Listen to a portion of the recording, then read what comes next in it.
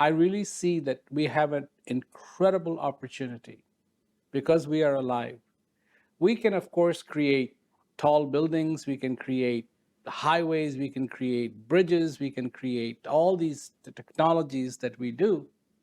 But there's one more thing that we can achieve, and that is peace for every single human being, not collectively, but for every individual that is on the face of this earth. Global Peace Ambassador and New York Times best-selling author Prem Rawat, who is in Kuala Lumpur this October, meets up with some members of the local media. In a series of interviews, he speaks to former Editor-In-Chief of Malaysian National News Agency, Datuk Yong Soo Heong, radio host and Vice President of the Malaysian Voice Guild, Ananda Rajaram, and Weekly Echo Associate Editor, Melissa Duis. The following are their conversations.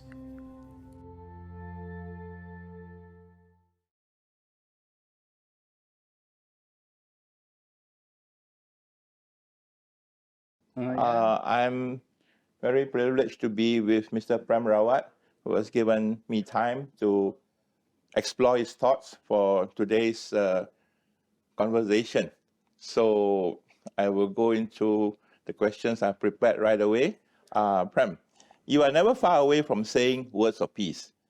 You often urge people to practice speech to change their world. Why?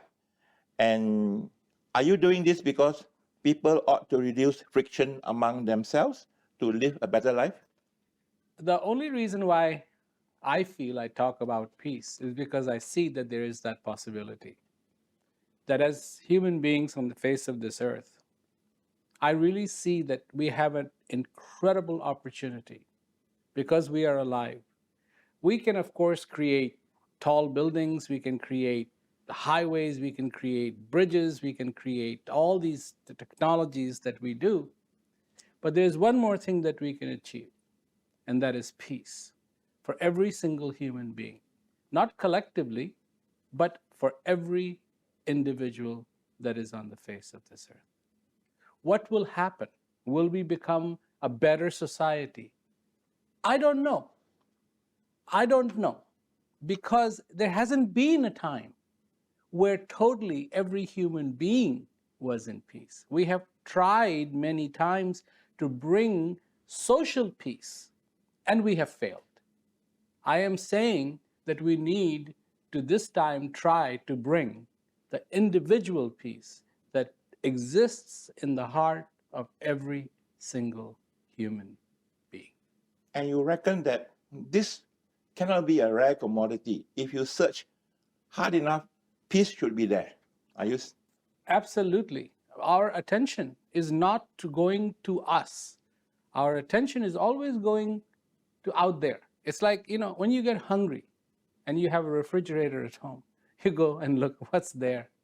It's not like that, because peace is something that's in you, not somewhere else. And you have to learn how to look towards you. And simple way to do that is to stop being distracted by everything else. I am really taken up by your advocacy of finding personal peace. And is this related to one's mental well-being? Does it mean that without mental well-being, one cannot find inner strength or personal peace? To me, it's the other way around. Okay. It is when you find the peace that you will have the mental strength, that you will have the mental well-being, that you will have that health that you need. It's like a muscle. If it has not been exercised, that peace muscle has not been exercised, that peace gene has not been allowed to completely manifest itself, then we wonder, why are we fighting? I mean, it is so easy to sit there and wonder why we are fighting. And that's what we do. But people are like shocked when human beings start fighting with each other. But this has been going on for a very, very long time. It's because that attention hasn't been turned to within and for the quest, towards the quest for inner peace. I like the choice of your word, quest for peace. Yes. you also encourage people to live by intelligent existence. That is something you mentioned in your book, the best-selling book, Hear Yourself. What is intelligent existence? Is it related to the need for people to know themselves, to live life consciously? And also, you mentioned about having a heart filled with gratitude. Can you elaborate this? Yes, it is all about living your life consciously. Because we live our life unconsciously, we get up and we do the same routine every single day. We don't take a moment to reflect, I'm alive, and what does that mean? What can I do that is going to make my goals of being fulfilled come alive today? What am I going to do for the betterment of myself today? It is like putting a coin in the piggy bank. How many coins am I going to put in my piggy bank today? We know that that piggy bank has some coins, and so we're ready with a hammer to break it open. But what'll come out if we put nothing in it? And this is what we do. We put nothing in that piggy bank, but we want something to come out. And people go, well, how can I make that happen? Well, you can't make it happen because you never put anything in it. How can anything manifest that is good when you don't live your life consciously? So intelligent existence really becomes all about living this life intelligently. Meaning that as you wake up in the morning, there should be a sense of purpose to your life. That day, a sense of purpose for that day. At least you can begin with an hour, then stretch it to 2, stretch it to 3, stretch it to 4, stretch it to 5, stretch it to a day, stretch it to 2 days, stretch it to a week. Nothing happens instantly. Even boiling water takes time. Cooking pasta takes time. Cooking noodles takes time. And everybody who knows how to cook knows you don't just put the bread in the oven and take it out. You have to leave it in there. You have to let it rise. It'll bake. And when it's baked, then you can take it out. Then it'll be enjoyable. Otherwise, it'll be raw dough. These are important things for us to know. Going by just what you just said, are you suggesting that in the current very fast-paced world, these fine attributes have been neglected? And what can we do to arrest the decline in these values? Well, first of all, we have to examine what is valuable to us. Is personal peace valuable to us or not? Now, maybe there are people who have, for the first time, heard this word called personal peace. Nobody talks about peace as they talk about success, as promotion, as making more money, as this is what we think is good. And everybody is trying to chase that dream. Everybody is trying to become richer. There is no such thing as rich. Richer, a little bit more. I mean, people who have more money than they could ever count come to office every single day in hopes of making it more. The attention has to turn to the human potential, true human potential. And the true human potential has something to do with gratitude, with being fulfilled, with being alive, with feeling good as a human being should. Okay. I am actually taken up by your simple philosophy or principle for people to adhere to two fine lines in life, if I may use the term. Because you had suggested that the first line on the left is from where one is born, and the one on the right is where one's life has ended. And you emphasize that the space between these two lines is where one should make full use of it when one is alive. I mean, I am reading your book. Can you elaborate on this principle, and how long have you been pondering these two lines kind of philosophy, because I find it very, very pertinent for people to live consciously. Yes, it's true. There is one wall we come through. I call it wall. So you come through one wall. What is on the other side of the wall? Nobody knows. There's a lot of speculation, mind you. There is a lot of speculation. And what I'm saying is it doesn't matter. What matters is you came out of that wall. That means you're alive. And what matters? Because one day you will go and you will hit the other wall and you will be gone. And there is a lot of speculation where you're going to go. But you as a human being are defined by the time that exists between the two walls. There is this thing called the breath. It is forcing apart the two walls. If you didn't breathe, you would be gone. That day you came out of the mother's womb, you'd be gone. But because you took that breath, you were alive. And you keep going, keep going, keep going, and that breath keeps pushing those two walls apart. And this is basically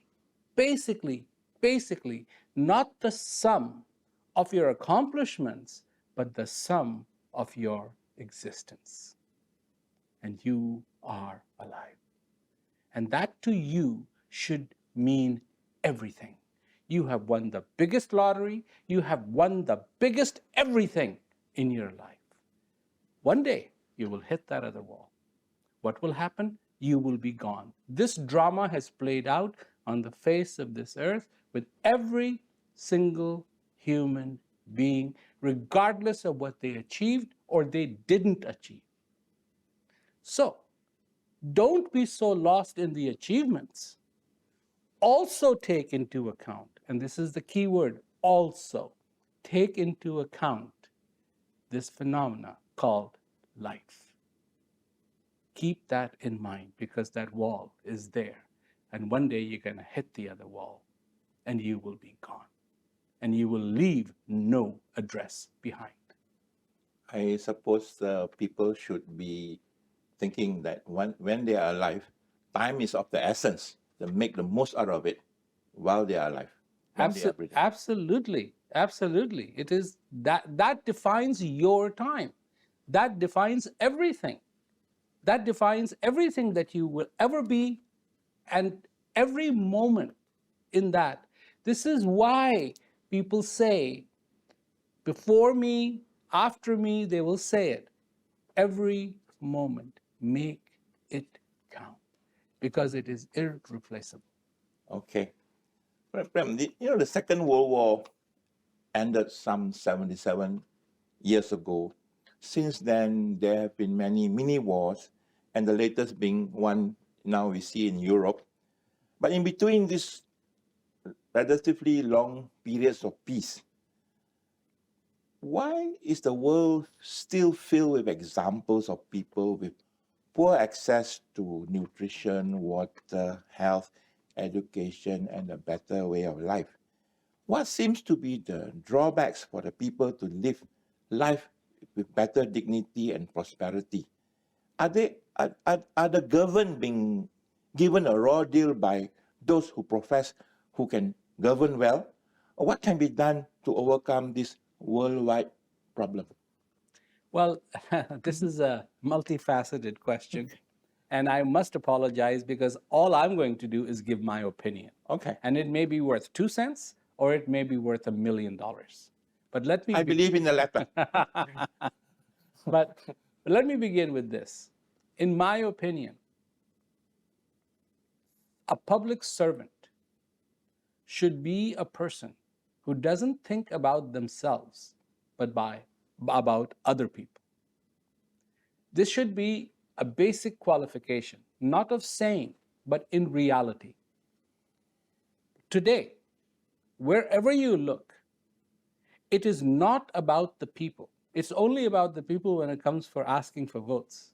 But it immediately turns to the benefit of how will it benefit me, meaning politicians, and the rest goes away. Now, that doesn't mean that there are not good politicians. There are.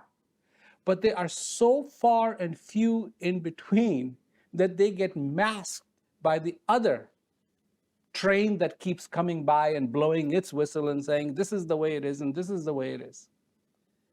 Regardless of that, the tool that is used to manipulate the whole world is this one tool called fear. And everybody uses this. Fear, fear, fear, fear, fear. And I want to advocate, don't be afraid. As soon as you render this tool called fear useless, the world will begin to change. Even if you are not educated, that doesn't mean you're nothing. So far you haven't hit the other wall. You are someone, you are something, and you have a potential.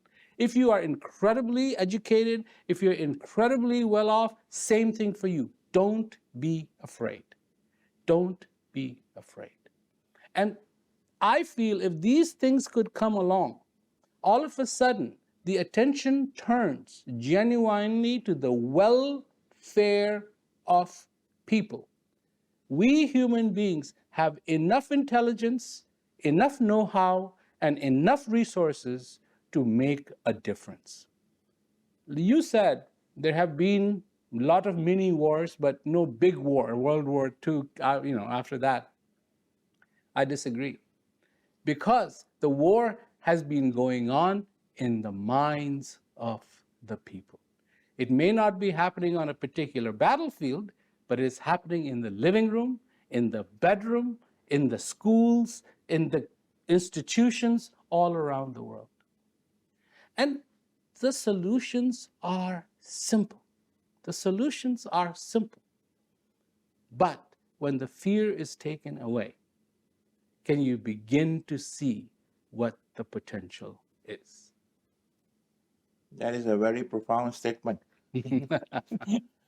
Okay, amidst the gloom and doom, surely there are some bright spots and success stories that have touched your heart, especially in areas where you also had a hand in changing people's lives. Can you elaborate, especially the work done by you and your foundation? Yes. A few years back, there's a place in India called Ranchi. And just on the outskirts of Ranchi, there's very, very, very poor people. I mean, incredibly poor people. So I went there, and the question was, what can we do for these people? So people said, build a school. I said, no. They said, build a hospital. I said, no. What do they really need? What's the root of the problem? That was a big question. So I said, I'll tell you what we will do. We will build a food for people facility. And in this facility, one, we will teach them to wash their hands. Just basic sanitary practice. To keep their plates clean. We'll give them clean, healthy food. One time a day, but we'll give them clean, healthy food. So it began. Not only it was children who were going to school started coming through, but some older folks. Slowly and slowly, the ecology of the whole place started to change. And what happened? After a few years, it was the first time that the children graduated from school and went on to high school and went on to colleges to get degrees. The level of education changed because of one-time meal. The death rates plummeted. Health became so much better because they were getting clean food and clean water. All because of one-time food. Such a powerful multiplier effect. One-time food, that's it. Crime plummeted. Because now that these families did not have to pay for the child's one-time food, they had a little bit of extra money left that they could accumulate, and they didn't need to go and steal. So amongst the old, amongst the young, everything began to change. And now that last time I was there, I talked to them, and they wanted a whole place they could have computers. These are the little kids that had walked in there with their noses running.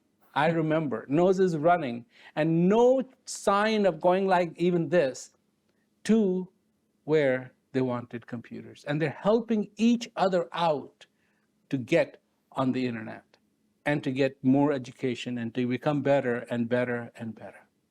All because of one-time food. That touched me. I would have never thought that one plate of food could change whole village, and it did. That's very remarkable. What about examples in Africa? Do you have any? Same thing is happening in Ghana. Same thing. We have food for people in Ghana. We have food for people in Nepal. And we're looking at other possibilities of opening up these institutions. There is an incredible thing happening with peace education program in South Africa. It has taken off, and so many people are benefiting. I mean, as you can tell, what's happening in South Africa right now is very, very chaotic. And they are coming from something that happened to them. Unfortunately, this whole apartheid thing, it shook the ocean so bad that every boat is still shaking, and boat being every citizen of South Africa. They're all touched by it. And going through peace education program is really changing the whole life for these young people. In South Africa? South Africa. What about other parts of the African continent? Are you also advocating this particular program, or even in other parts of the world? 770 institutions are taking on peace education program. So you will see the fruits of your labor in the next generation, I suppose? You can or see even immediately? You can see the fruits of the labor. In India, in Hyderabad, they started the peace education program for the prisons. Okay. As a consequence, 5 prisons shut down because people were not coming back. This is unheard of. I know, this is unheard of. 5 prisons, and it has been a long time now, and they have not come back, and they're still closed. Wow. And everybody is like, how can that be? But it is. It's in England, it is in America, it is just going everywhere. It's in Australia. I mean, going from a difficult situation to a beautiful situation when you take the light and not put it on the problems, but put it on the person. And you say, take a look at yourself. And at first, of course, the assumption is what you will see is ugly. But what they see is beautiful. And it changes their life. So the transformation for you actually begins with the person.